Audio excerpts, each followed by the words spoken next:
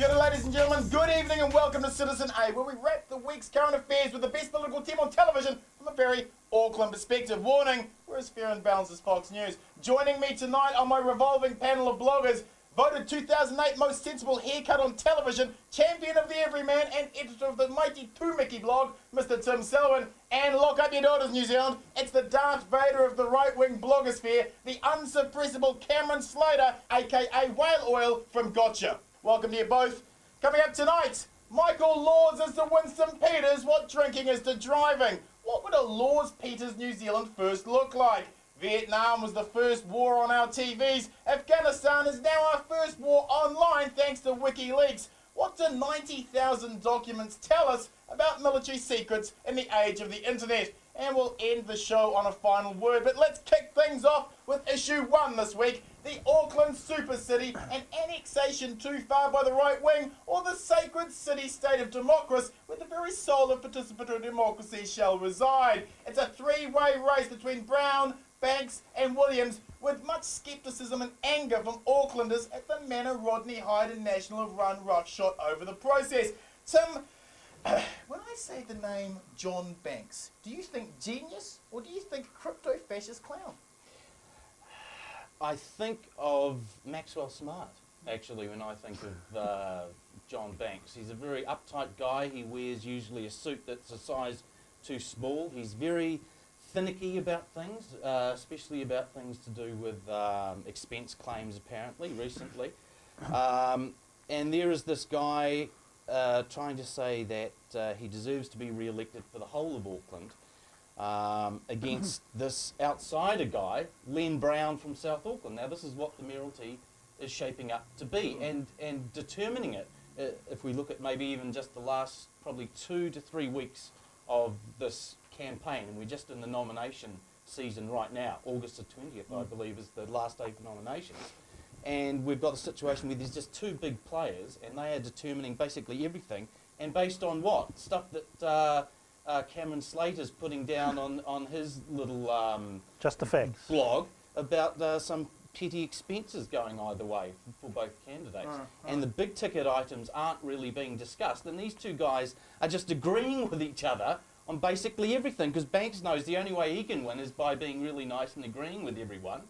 And the only way Len Brown can win is by not being John Banks, which puts Len Brown at a distinct advantage, because he ain't John Banks. Who does John Banks appeal to? What kind of Aucklander looks up and says, there's my man? A smartly dressed person from the eastern suburbs who cares very much about his company car, probably, is the person he's attracting. But Len Brown's problem is that he has to make the jump from South Auckland across to the North Shore and across to West Auckland, but mainly to the North Shore, to pick up those votes, or else Banks, by default, by the fact that he's got a bit of a track record, people know him, he's a credible candidate to people on the North Shore.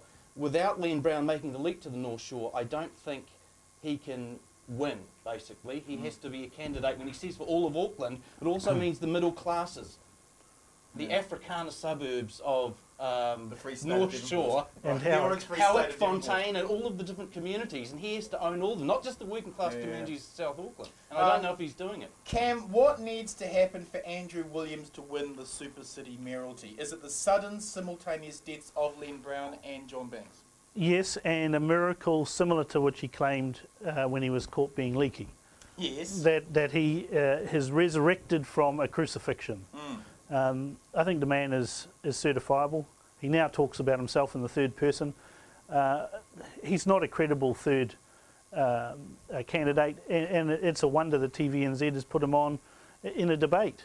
Williams was written off in 2007, right, when he won the North Shore. Now, were you one of the people who wrote him off in 2007? I didn't really care too much about the North Shore. Okay. They are strange over there. Off, and it was a bit of and it was a victory, wasn't it? When he took that 2007. Was it a victory, or did he come through the middle on a split vote?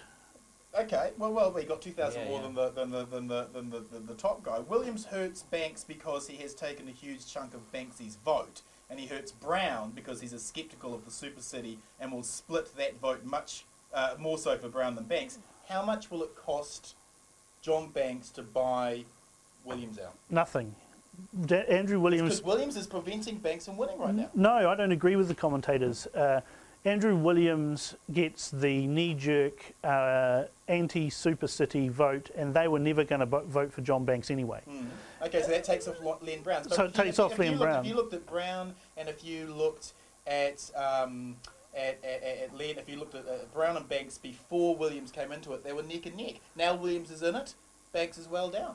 But is he well down? Where have I haven't seen any polls. 7 points behind. On the North Shore? Yep. Who was that poll from? Oh, that was the UMR, the Labour Party. Versus David Farrell's poll. Versus David Farrell. I'm not commenting on any poll, I'm just going on my gut feel of Auckland people. Banks's support on the North Shore would be, I'd say, solid. Andrew Williams coming in will only take votes from the anyone but John Banks vote, which means it takes it off Len Brown. So why did Len go down? Why did John go down so much behind Len when Williams came into the market? Well, it's a UMR Labour Party funded poll, split over 2 weeks. I'm not going to believe that. Their methodology is suspect. Tim, John Key announced this week that the Super No more City... suspect than the other polls from the other side. Right, exactly. I haven't quoted any polls. Well, there were polls out for John Banks that John Banks has been commissioning, haven't they, through David Farrell's I don't company. know. And they were very, very light support for John Banks. You would expect he would have a lot more, a solid base by now, and he hasn't really got that. He's got maybe that 30% perhaps in the bag, but there's this anti-Banks immediately, maybe 20, 25% immediately. Now Len Brown takes that. As soon as he falters, and if he looks like he falters and someone else can get to maybe 10 to 15%, and Simon Praston is putting pee in the water supply and everything, is not going to do that. If someone can get to 10 to 15%, they can, all of a sudden they're in competition for that 20 to 25, and then they can take Banks out.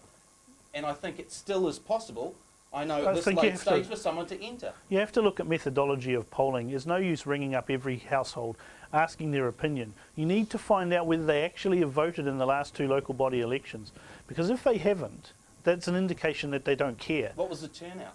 Well, what was the turnout in South Auckland? What is the turnout in South Auckland? That's the key. Tim, John Key announced this week that the Super City merge could be risky, seeing as he and Rodney Hyde annexed Auckland under a misuse of urgency and have limited any public scrutiny of the formation of the Super City. Isn't it risky for him and his local government minister, who you described this week on Temeki, I believe, as being a bloody-minded ideological reformist? Your thoughts? Yes, well, it certainly is risky because they know that it's going to cost a lot, but they don't exactly know how much. And that's the problem. These big figures, these big headline figures, were floated around with the Royal Commission stuff, but we still don't know what the target is. Is the target 10% savings? Is it 15% savings? All they can guarantee is the democratic bit can be pared back, right? And that spending can be pared back. All the rest of it, it's open season. We've got no solid leads about rates or where any of this Auckland Transition Agency is actually going to form something that is more efficient than what we have been linked with. Of course, we all forget this was Helen Clark's master plan, the Super City of Auckland. She was the one who commissioned the Royal Commission to look into it. Only because Judith Tizard wasn't doing her job. That's right. If Judith who, had actually done her job, Helen wouldn't the have Minister for Auckland. The Minister for Wine and Cheese.